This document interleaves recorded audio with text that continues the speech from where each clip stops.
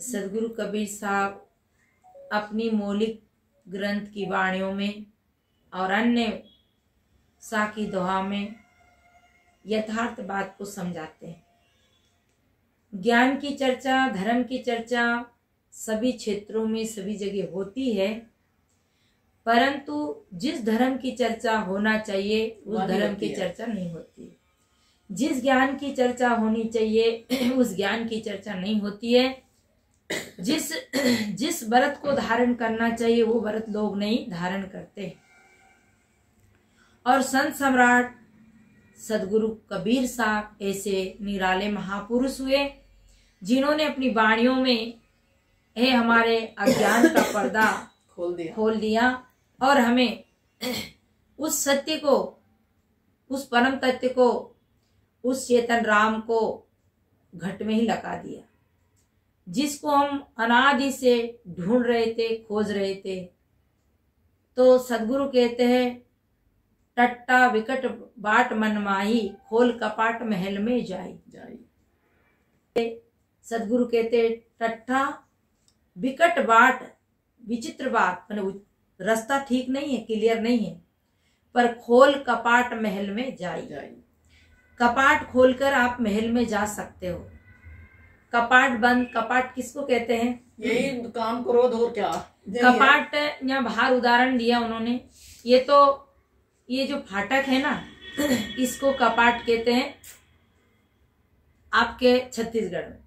हमारे यहाँ कहते हैं फाटक और कमाड़, कमाड़ कहते हैं हमारे यहाँ। और फाटक तो सभी कहते हैं, गेट भी कहते हैं, फाटक भी कहते हैं, कपाट भी कहते हैं। तो सदगुरु जो कबीर साहब तो अन्य अन्य देशों में, गांवों में, नगरियों में घूमे। कहा ना, गांव गांव में फिरा, गली गली की खोर, ऐसा जीरा ना मिले जो ले फटक पचोर। तो उनने सभी जगह की भाषा का प्रयोग किया। तो वो कहते टाटा शब्द से समझाते हैं। टाटा विकट बाट मन माही, विकट बाट है, कठिन बाट है, खोल कपाट महल में जाए। कपाट को खोल के तुम महल में जा सकते हो। कभी महल में जाना हो तो फाटक खोलना ही होगा ना, क्यों मास्टर जी? बिना खोले जाने का। जैसे आपका महल है, मकान है, और इसमें फाटक लगे हो तो कैसे जाओगे? फाटक तो खोलना ही पड़ेगा। पर एक बात है, अगर बाहर से फाटक लगा हो तो कौन खोलेगा? बाहर के खोलेंगे। बाहर से अपन फाटक लगा के गए हैं या कोई बाहर से आके फाटक लगा गए तो उस फाटक को बाहर वाला ही खोलेगा। और अगर हमने भीतर से फाटक लगाया है तो वो अंदर वाला ही खोलेगा। अब कोई कहे भाई मेरा फाटक खोल दो, मुझे बाहर आना है, मेरा फाटक खोल दो, मुझे बाहर आना है, तो आप कहेंगे कि भाई फाटक बाहर तो नहीं लग रहा, फाटक तो भीतर लग रहा। इसलिए एक काम कर भाई, फाटक तुम ही खोलो क्योंकि तुमने भीतर से लगाया। तो यहाँ जब हम भीतर से हम ही लगाते तो हमें ही खोलना होगा।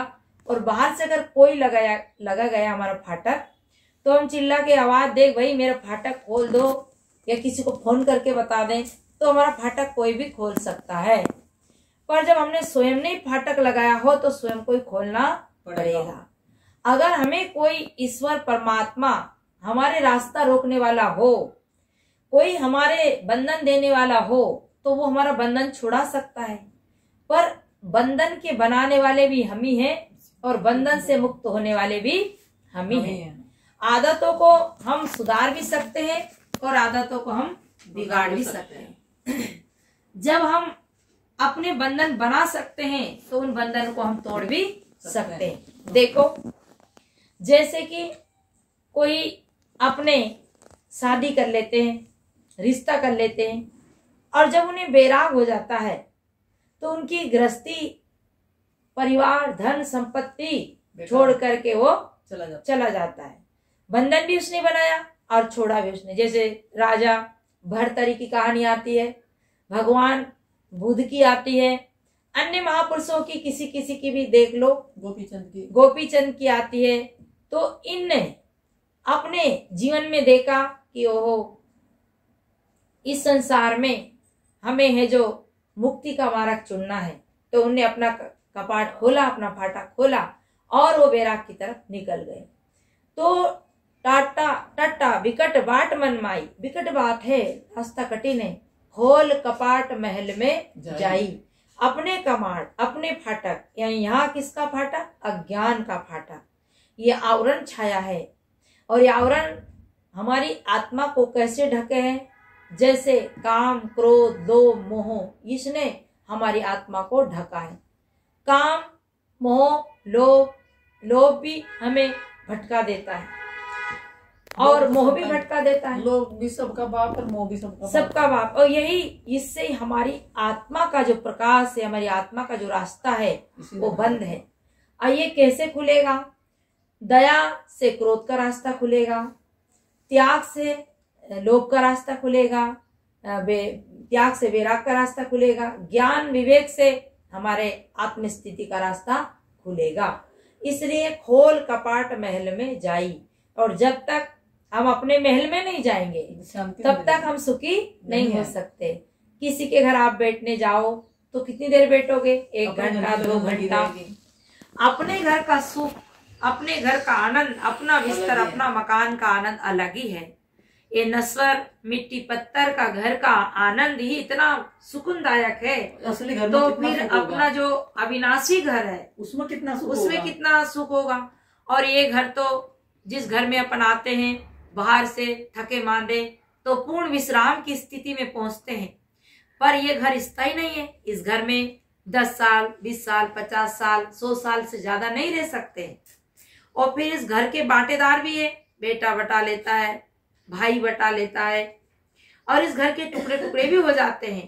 पर ये घर ऐसा है जो कभी कभी भाग्यवानों को, किसी किसी बिरला को घर मिलता है, और वो घर पाने के बाद सारे घर फीके और झूठे हो जाते हैं। जैसे हमारी राममूर्ति माता कह रही कि मुझे सब फीका लगता है।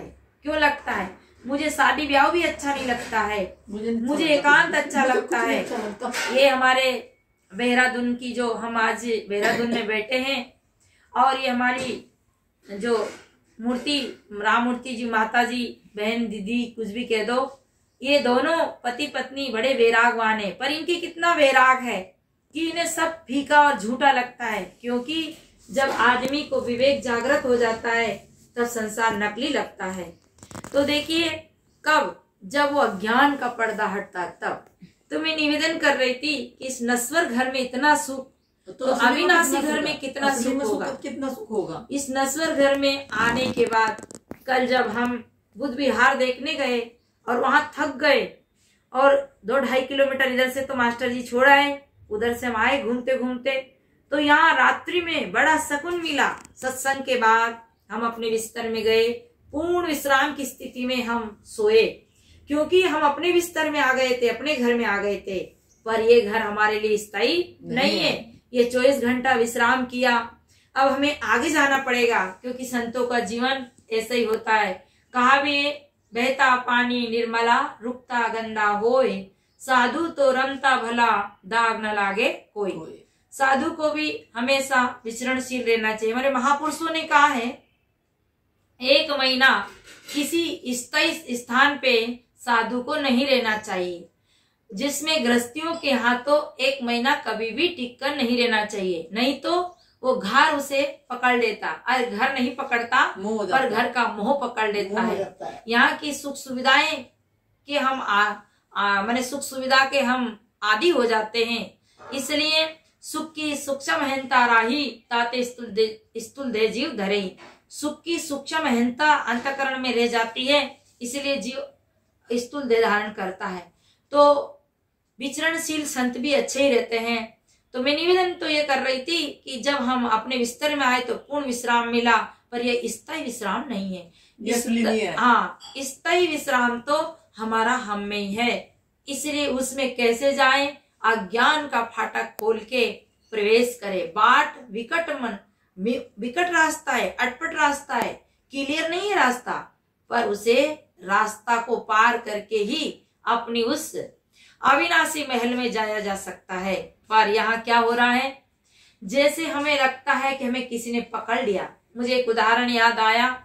कहते हैं कि एक भालू बेता बेता जा रहा था, अब गुरु चेला दोनों रहते थे आश्रम में। तो भालू बेता बेता जा रहा था। अब भालू ऐसा लगा जैसे कोई कम्बल। अब चेला ने कहा गुरुजी बहुत सुंदर कम्बल बेता जा रहा है, इस कम्बल को उठा लाऊं। गुरु ने कहा उठा लाओ भैया, कम्बल तो आश्रम में किसी न किसी के काम आ जाएगा।